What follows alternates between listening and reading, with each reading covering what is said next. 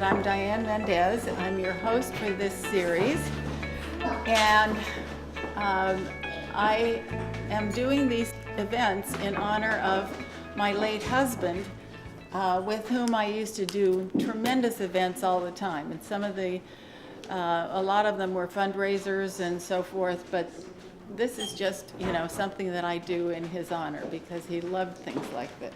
Now, on to the star of the day. I first met Hannah when she lived nearby on Broome Street and performed as a jazz chanteuse at various venues around the neighborhood. She has returned to her roots as a visual artist from a sort of 10-year sojourn in the performing arts. Without further ado, please join me in welcoming today's guest of honor, Hannah Moon.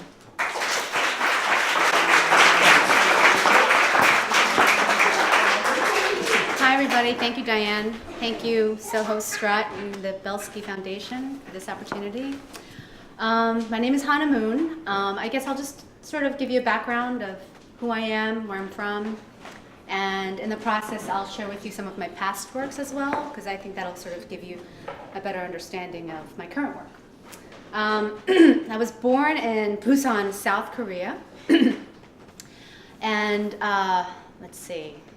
I came over to the States when I was 2.5. When I was 5, I came over to the States. When I was 2.5, my parents moved to the States first. So I was left with my mom's mother and my mom's father in Korea, where I stayed in sort of like a countryside setting and played with tadpoles and stuff like that. Both of my parents are artistic people. My father was an art teacher in Korea, and his work is phenomenal. He still paints and draws, and he has so much work. So obviously, he was my first inspiration ever. I grew up with paintings, the smell of oil paint and sculpture ever since I was Ben's age. My mom ended up being a nurse in Korea, but she is probably a better drawer than my father. She's a closet artist, exceptional. She can draw anything realistically. She's very much of a realist. But she once drew a picture of me as a baby, and I couldn't tell if it was a photograph or not. So she's like that. But now she does quilting for fun, and she's designed some incredible quilts. So now they're here in the States. So in '79, I immigrated to Philadelphia to join my parents, where they set up shop. The typical immigrant life. They opened a Korean deli. I'm sure you've heard of that before. And we lived right above the store, which was a blessing and a curse. A blessing because, we were always there for the business.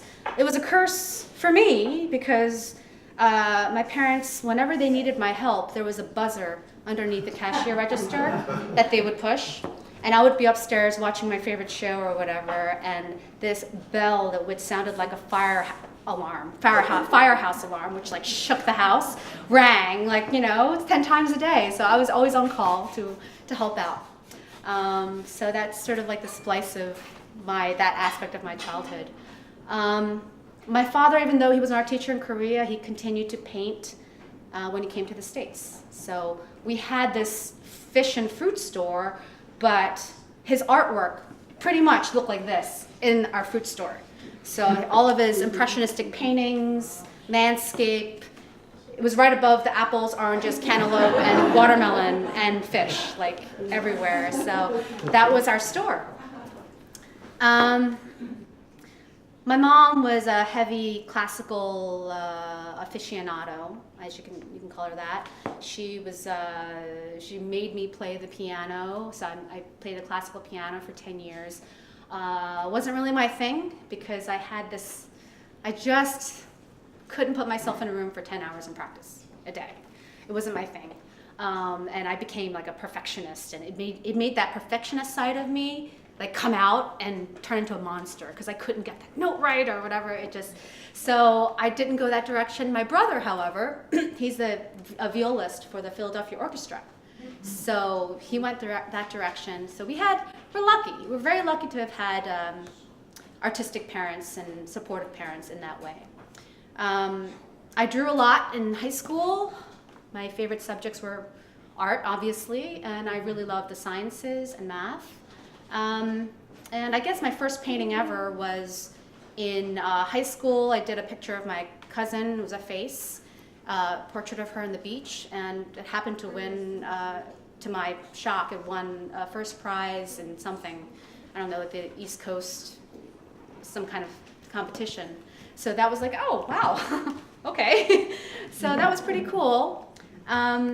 Faces, it's funny because my mom, she told me that when I was 2 or 3, I used to draw faces on the floor, like with a crayon or something, and then my mom would say, Hannah, no, don't draw on the floor, because, you know, that's not where you're supposed to draw, okay? And I would say, okay. And then the next morning, my mom, who, you know, she was a fanatic about cleaning floors. Koreans are very obsessed with cleaning floors.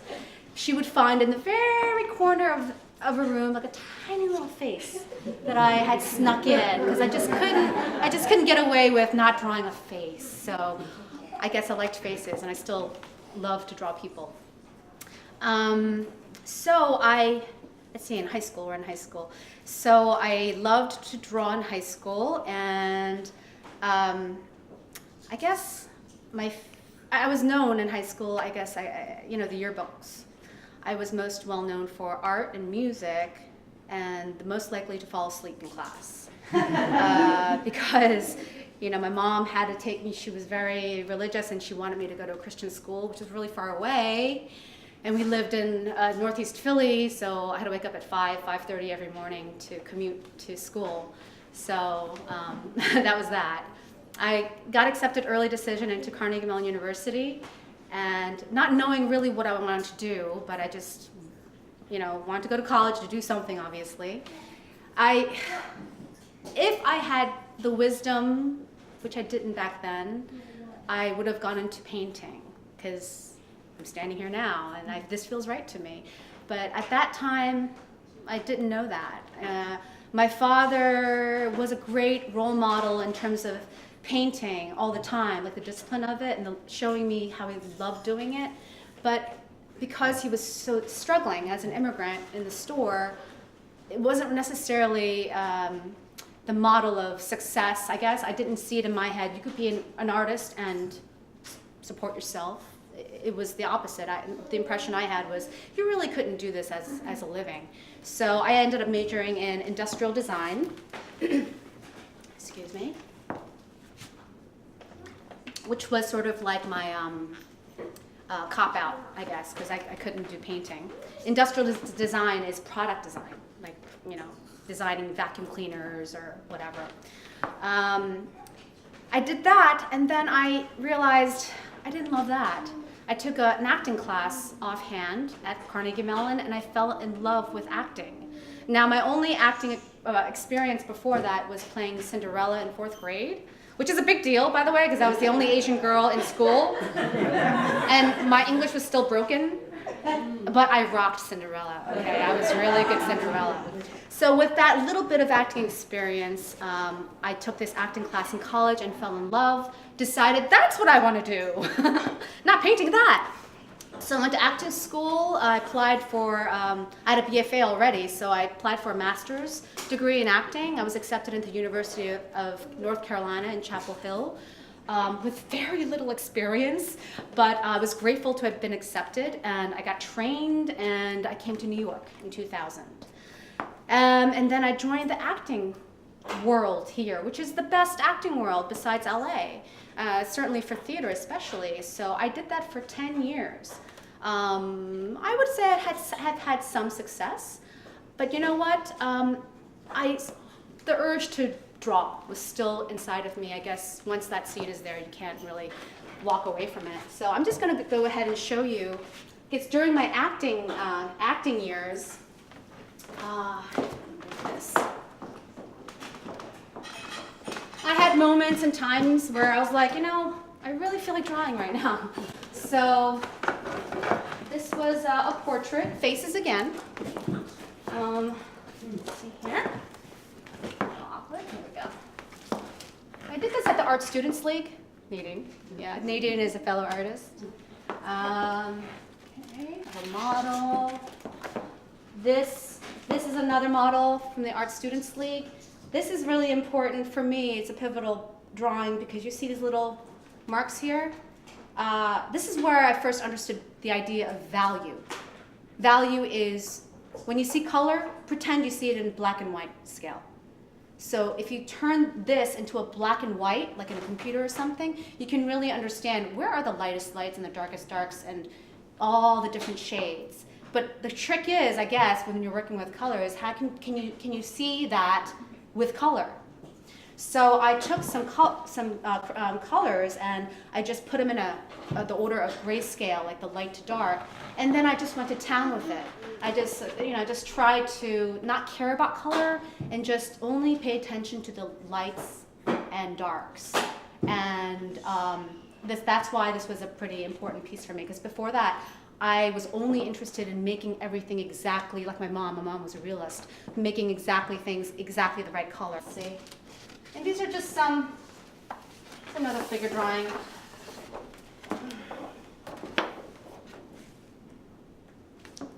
With a limited palette. Okay. I'm just going to put this right here. Is that okay, Diane? Sure. It's just easier and faster. Okay. And then I went to do a series of. This is in my apartment, I think, one night, and I just wanted to draw, and I didn't have anyone to draw, so I drew myself. And I made funny faces and touching my boob, and I'm naked. I swear to God, I never thought I would be showing this in a setting like this. So that's why I'm naked. But oh well. Go. I did a series of these, and I didn't care if I looked ugly or fat. Like that's not. I guess partly when you're drawing yourself, it's loaded because there's a lot going on. You see yourself, and you see what you think you are, and I was definitely in a mode of searching for myself as well. So I think that's partly why I was drawing myself a lot. Okay. And by the way, this drawing back here is my husband's painting, who was sitting right there, Josh, who is also an artist. Oh, thanks. Yeah, oh, that's so much better. Thank you. Okay. Yeah. And those sketchbooks over there have a lot of drawings of Josh, but this is one picture of Josh. He's holding a newborn baby book because we were expecting Benjamin. So I did a quick drawing. I really love quick drawings because I'm kind of inspired by the Chinese calligraphy art, just like this idea of capturing the essence of the line in the moment, and that is what it is. You're not tampering with it, it's the moment, and that's all there is. So these lines, I don't go over them, I don't belabor them, it's a snapshot, and it's probably done in, I don't know, just really quick. And this is a picture of my mom from a photo in her hippie days. And these are just gestural drawings. I'm sure you've seen many of these type of things before. They're very freeing to do.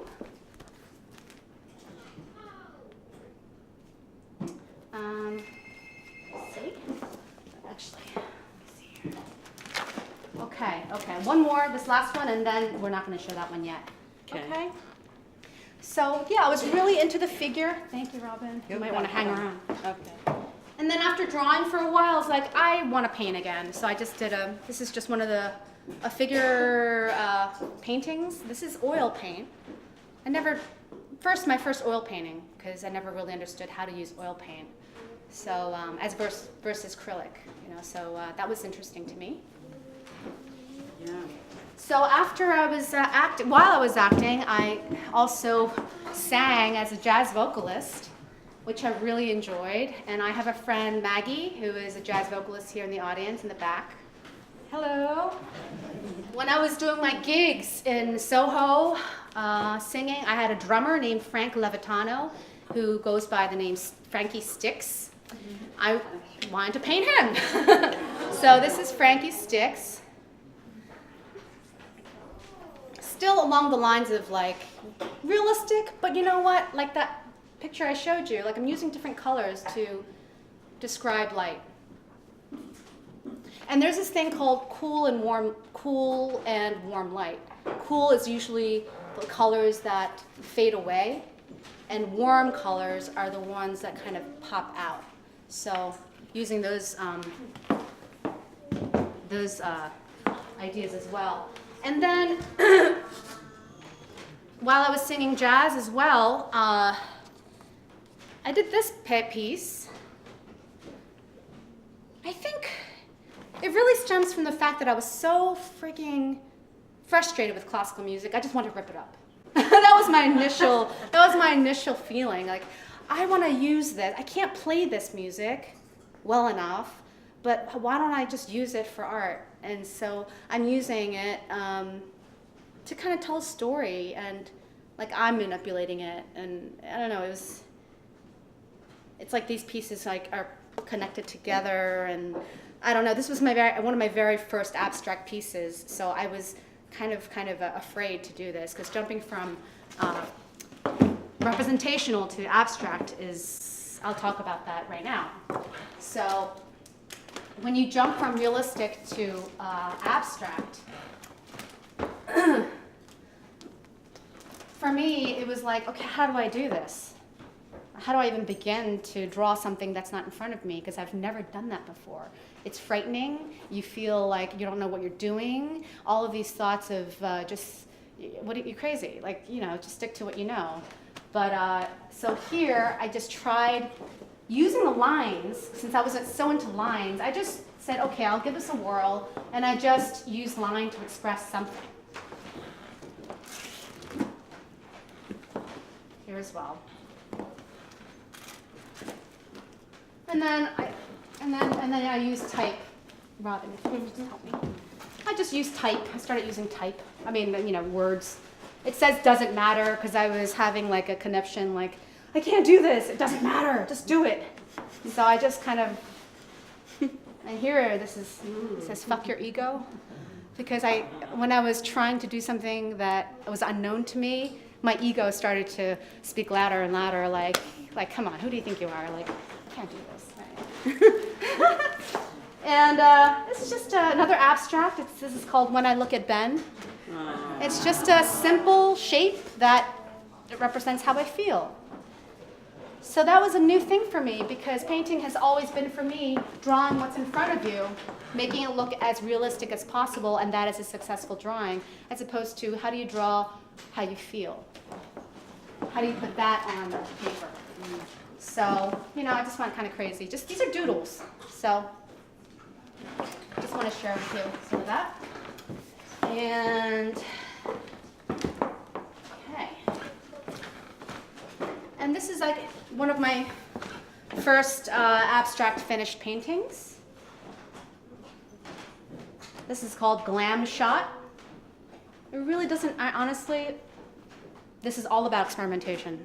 I don't really have an idea that's behind it. I just wanted to have fun with abstract. Okay, so back to my life. Ben was born, and I proceeded to draw him. This is, I don't know if that looks like he's sleeping on my shoulder, but it's from a photograph. And again, I'm using values. So you can see the ABC. It's really, really fun, actually, to try to get that light gray, just the right hue, so it's not glaring, but it's just quiet enough to be in the background and yet not take the focus of this. So it's really fun to play around with that. And you wouldn't believe, like, the tiniest bit of paint that you add to the white changes the value like crazy. And then here, this is 1, 2, 3, that's very, very light.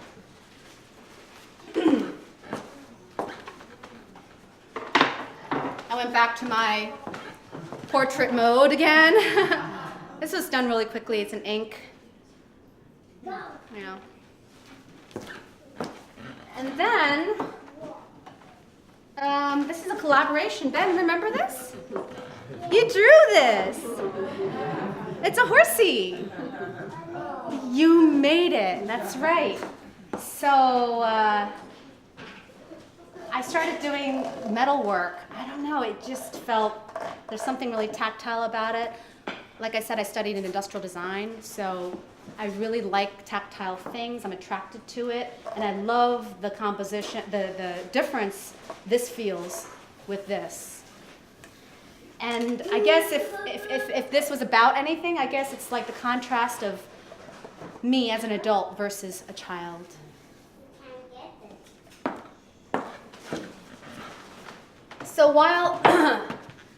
So around the same time Ben was born, and around the same time I started doing abstract work, I started to meditate for the second time in my life.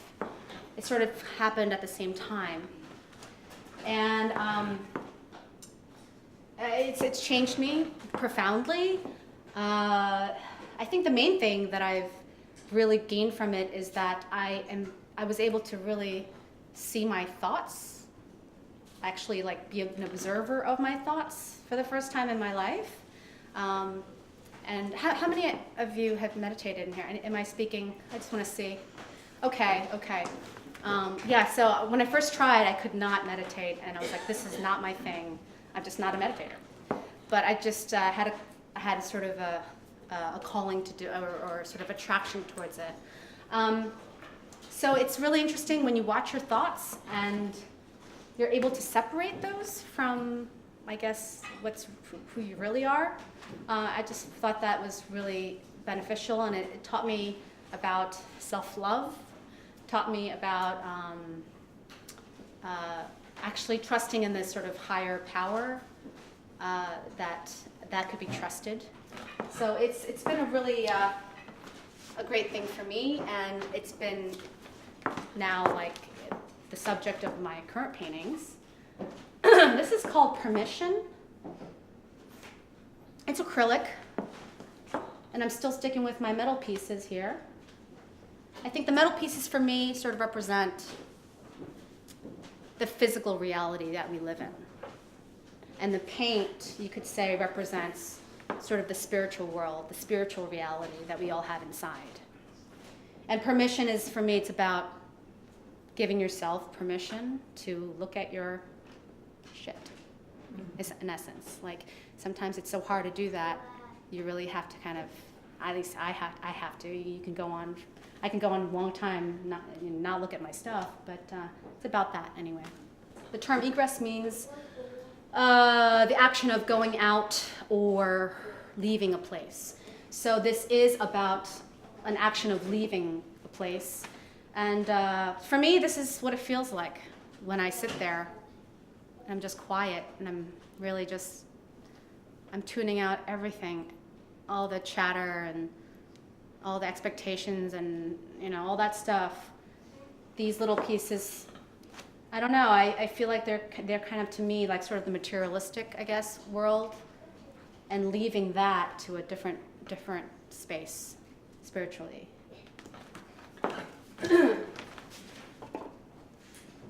I did a series on abundance over scarcity.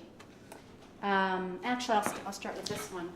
I titled this series Abundance Over Scarcity because one of my meditation sessions, I realized, wow, I really have a lot of issues with scarcity, this feeling that I don't have enough of this, I don't think that I'm enough of that, and I'm coming from a place of lack. So I was thinking about, well, what if I turn that around, and what if I just trusted that there is much, much, much more than coming from that place? So what would it feel like if I had a sense of abundance during those hard times? Because I think that's when it matters. When you're going through those tough times is when I so desperately need to feel like someone has got my back. So this is called Rising. It's that spirit, I feel like, that's kind of coming up, and the abundance is coming up from the scarcity. That's the only way I know how to explain. It's really hard to talk about these things. Counting pennies. When I was working my parents' store, I had to count the pennies every night. just when you're counting pennies, and actually I start to count pennies, I still count pennies sometimes. Financial abundance and scarcity, worries about money and things like that. This is what this painting's about. But having a sense of abundance. It's not a negative painting. It's about, okay, it's gonna be fine, This is toggle. I use the word toggle because I think of a computer, when you toggle back and forth. That's how easy it is to toggle back and forth between the sense of feeling abundant and feeling the lack. It's such a fragile back and forth, I feel. But I would much rather live in abundance all the time. That would be the ideal world, but it's not. And this painting, which, here we go. I'll just move it this way. This is hot off the easel. I just finished it a few days ago. This is Abundance of Being. That's the title of that. I guess I intentionally leave a lot of space to rest. And I just work intuitively until it's really communicating how I feel. I love to scratch. I put my screws in there, and the choice of color is important to me. Blue, for me, it feels like a sense of trueness. This idea that for me, I just want to be okay with me, and I don't have to please anybody, that type of notion. And I guess that kind of wraps it up for me at this point. So thank you so much.